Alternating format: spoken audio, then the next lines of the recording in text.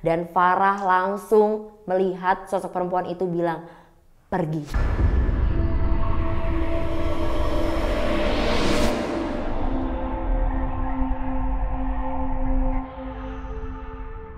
Selamat datang di Intalk, podcastnya Indomaret. Intalk kali ini sedikit berbeda karena kali ini Zahra bakalan bawain kisah horor. Lebih tepatnya kisah menyeramkan yang dialami secara langsung dari Sobat Indomaret. Jadi sebelumnya kita udah info-info di Instagramnya Indomaret. Siapa yang punya kisah horor boleh ceritakan kisahnya dan cerita yang terpilih akan kita bawakan di Intalk, podcastnya Indomaret. Kali ini kita akan membagikan satu kisah horor dari seseorang yang mengalami teror di sebuah kos daerah Jakarta Barat. Karena ceritanya akan dimulai, matikan lampunya sekarang. Kali ini ada kisah dari seorang wanita. Bolehlah kita sebut saja namanya Maru. Ini kisahnya tuh terjadi pada bulan Desember tahun 2023 yang lalu. Nah, Maru ini bersama sahabatnya, Farah, mereka memutuskan untuk tinggal bersama di sebuah kos di daerah Jakarta Barat. Namun, kos yang tampaknya biasa-biasa aja, mereka malah mengalami seperti mimpi buruk. Nah, pada saat awal mereka datang ke kosan tersebut, mereka tuh belum merasakan hal-hal yang aneh. Karena kos tersebut tuh ya kayak kosan biasa aja gitu. Apalagi kosannya cuman 2 lantai. Terus kosannya juga cuman ada 12 kamar yang bahkan hampir seluruh kamarnya itu udah terisi full. Ya harusnya kosannya tampak normal-normal aja enggak sih? Lalu mereka memilih untuk tinggal di kamar yang berada di lantai 2. Dan kamarnya nomor 10. Nah, sesampainya di sana mereka seperti biasalah kayak orang pindahan gitu ya. Kayak bersih-bersihin kamar, mau pindah-pindahin barang, dan mereka dibantu oleh penjaga kos yang namanya Mbak Rani. Tapi sebelum mereka mengemas barangnya ke kamarnya nih, rapi-rapiin barang segala macam, turun-turunin barang gitu ya. Saat mereka baru sampai banget nih, katanya Mbak Rani ini memastikan ke Maru dan Farah, kalian berdua yakin mau pilih kamar nomor 10 ini? Udah digituin aja, aku pribadi sih udah apa nih gitu kan. Nah, lanjut, di sini udah mulai aneh sebetulnya ya. Kenapa juga Mbak Rani ini nanyain, kamu yakin nih mau di kamar 10 ini gitu kan?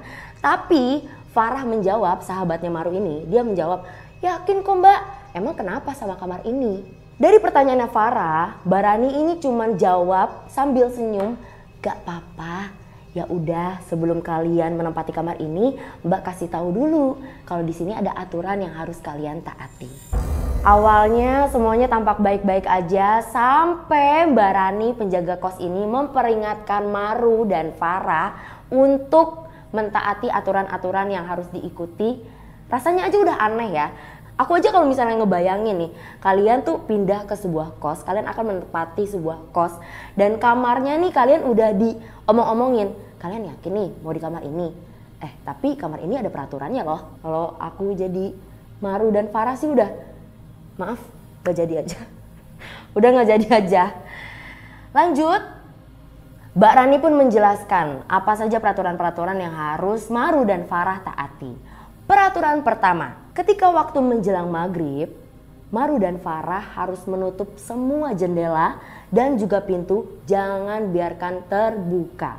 Yang kedua, ketika selesai menggunakan kamar mandi, mau apapun itu, mau di jam berapapun itu, setelah selesai dari kamar mandi, pintu kamar mandi tersebut harus ditutup.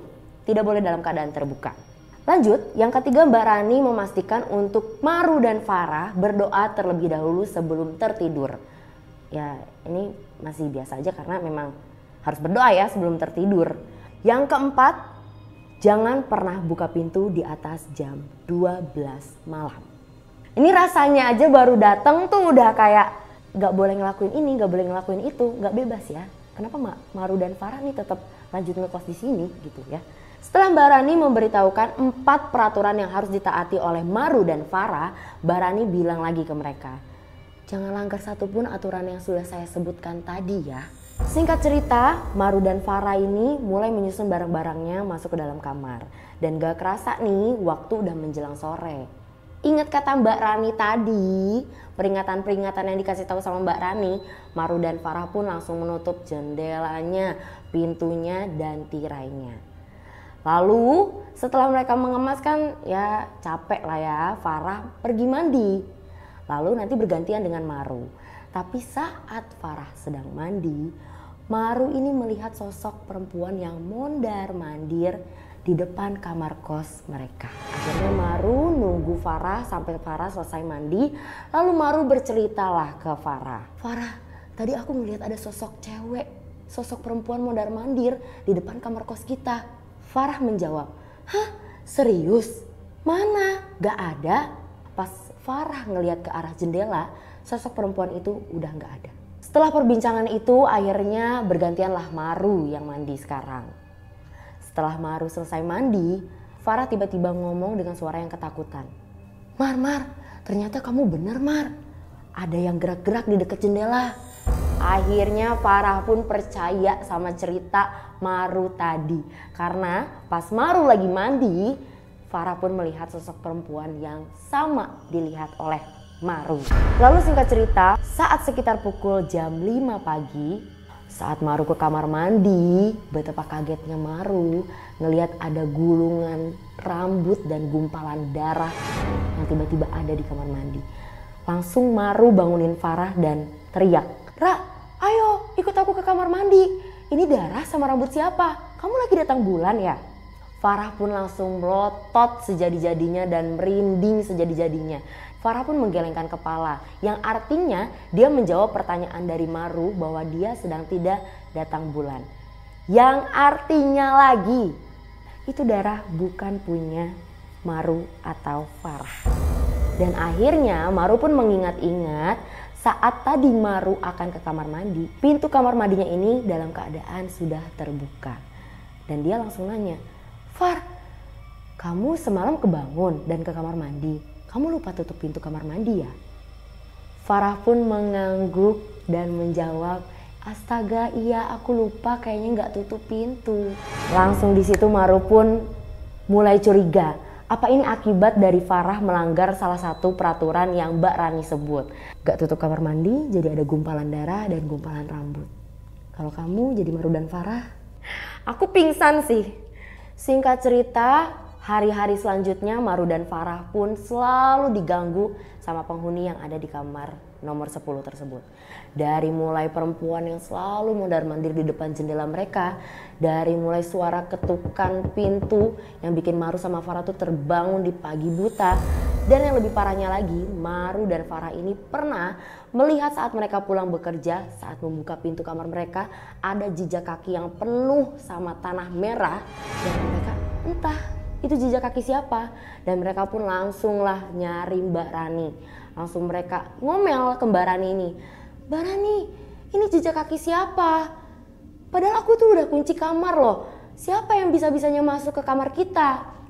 Lalu Mbak Rani pun jawab, kalian ini udah melanggar aturan di kos ini ya. Kalian lihat, kenapa kalian membiarkan pintu kamar mandi ini terbuka? Kata Mbak Rani. Ternyata lagi-lagi Farah ini lupa menutup kamar mandinya sebelum berangkat kerja. Lanjut lagi, pokoknya hari-hari terus berlanjut, gangguan-gangguan semakin datang.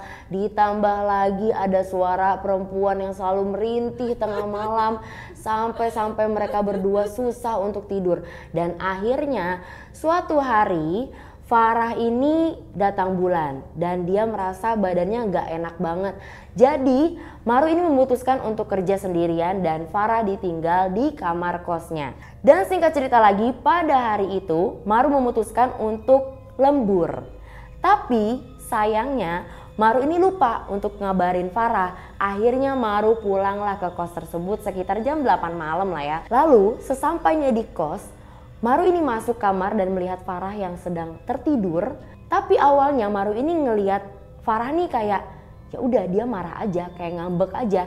Karena Farah ini ngediemin Maru. Setelah mereka diem-dieman nih, Maru pun bilang, Far, maafin aku ya, kamu jangan marah lagi. Tapi Farah malah menjawab, Mar, aku takut dia datang.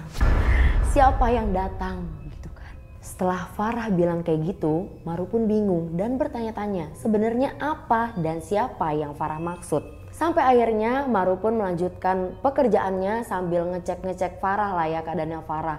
Dan ternyata pas dicek badannya Farah itu demam tinggi, keringet dingin, pucet banget mukanya.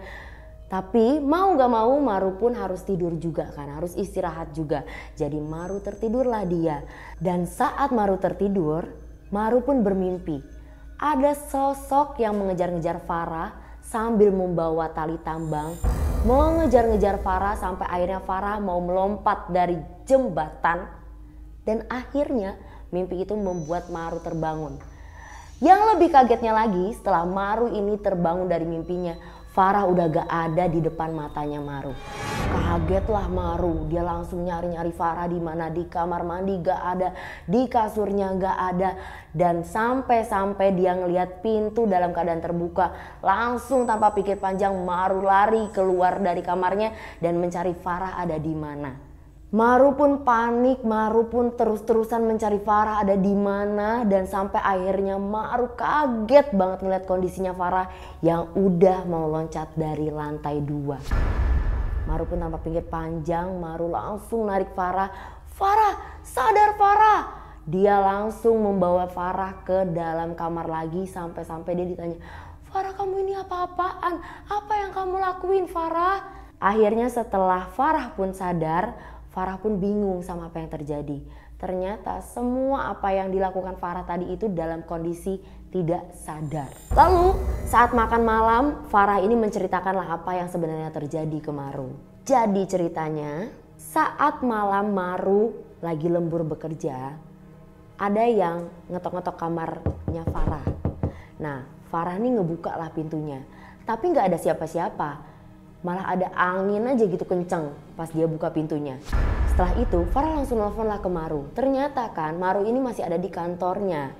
Nah lanjut lagi, setelah dia menelpon Maru, dia pergilah ke kamar mandi.